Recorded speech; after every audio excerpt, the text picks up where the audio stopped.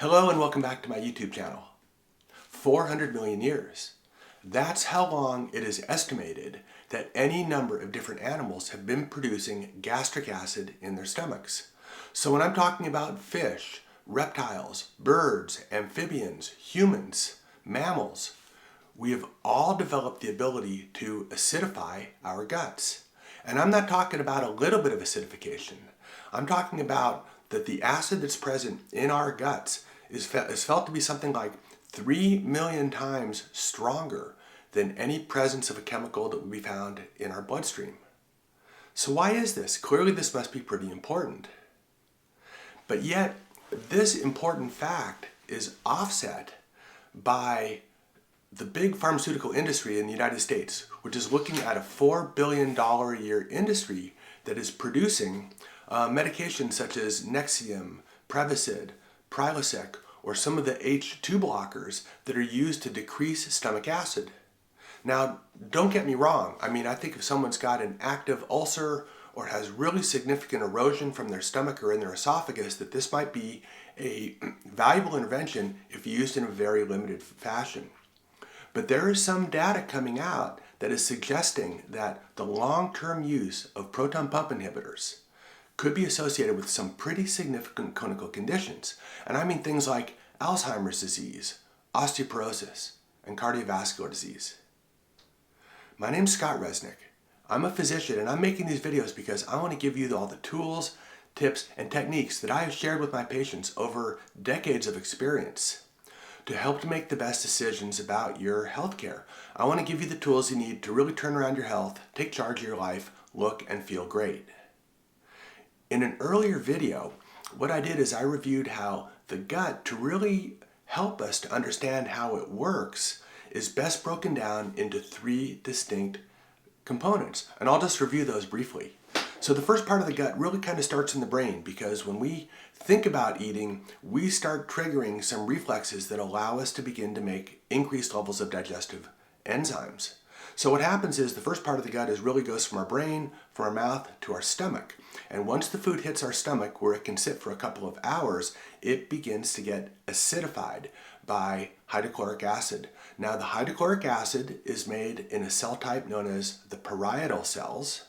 And these are the acid is made in stimulation to a hormone known as gastrin. So that's really the first part of the gut. The second part of the gut, you recall, is when this acidified food starts to make it into the first part of the small intestine, known as the duodenum. And in the small intestine, 2 things happen. The first is this is where we absorb all of our nutrients out of our macronutrients, out of our diet. And it's also where our immune system begins to familiarize itself with what's coming down the pike. The third part of the gut is the colon. And this is where the 100 trillion different bacteria reside.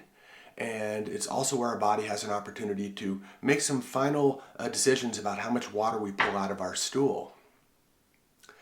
Now, the presence of gastric acid in our gut is important for 3 different reasons. The first and probably principal reason is the fact that it creates an effective moat to help protect us from the microbes that make it into our food and drink that we are unable to see. Think about it. If you were a king and you were building your castle, would you want a castle that was surrounded by a moat made of water?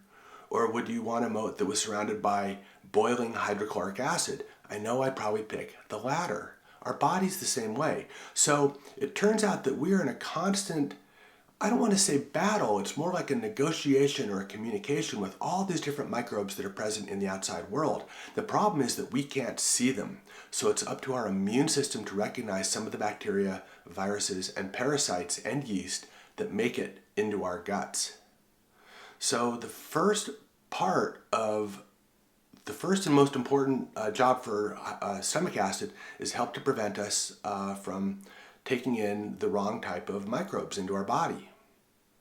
The second job that the stomach acid has is to break down our foods. Now, there is some initial digestion of proteins which takes place in the stomach just simply by the hydrochloric acid itself. But when the acidified food is passed into the first part of our small intestine, what this does is it signals our gallbladder to release bile, and it signals our pancreas to release the pancreatic juices that are going to allow us to fully digest the proteins, fats, and carbohydrates along the length of our small intestine. The third thing that acidification of the gut does, which is so important, is it helps us to liberate ions from their salts. So we have a number of different minerals and ions that are present in our body, most notably being magnesium, zinc, calcium, and iron.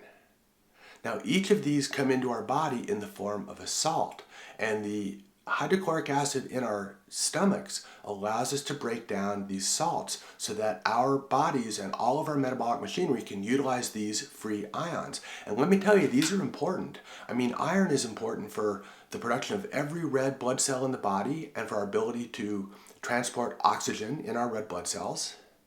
It's also important for the production of thyroid hormone. And magnesium and zinc together are known to be responsible for some 600 different enzymatic processes in our body. So suffice to say that it's pretty important that we maintain an ability to break down these ions from their salts. What's interesting is that a degree of low hydrochloric acid, I believe, can be associated with a number of different clinical conditions. Probably the first and most prevalent may be actually gastric reflux. I mean, there's been some evidence to suggest that acidification of the gut allows us to actually close down the sphincter that separates our lower part of our esophagus from the stomach. The other thing that happens when we are in a low state of stomach acid is we allow in the wrong type of bacteria into our small intestine. And this may be one of the factors that contributes to a condition known as SIBO, S-I-B-O, or small intestinal bacterial overgrowth. What happens is if we have an overgrowth of the wrong type of bacteria in our small intestine, if we start passing down poorly digested food into the small intestine, then what happens is that it's up to the bacteria to decide how they're going to metabolize and digest these foods. And oftentimes these bacterial species associated with SIBO produce high amounts of hydrogen and methane gas. So what happens? We get bloating, we get grumbling, we get discomfort. And finally, a state of low hydrochloric acid also influences the different bacterial species that populate the colon. When we're not acidifying our guts well, we increase the risk of taking in the wrong type of bacteria, yeast, and parasites into our gut. And one of the places that these guys set up shop is in the colon. So if you're struggling with really bad constipation, diarrhea, loose stools, flatulence, and gas, it could be that these symptoms could all be tied back to a low state of hydrochloric acid in the stomach.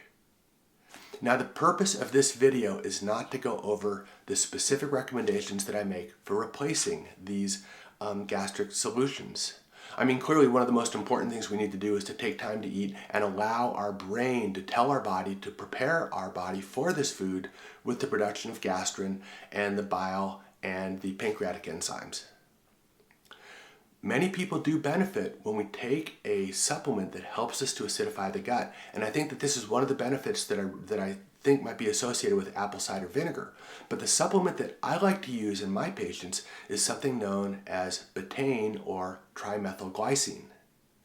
What this is a hydrochloric acid-based molecule that not only acidifies the gut, but the trimethylglycine also gives us 3 methyl groups. And methyl groups, as you might know, are super important for this process, which is known as methylation.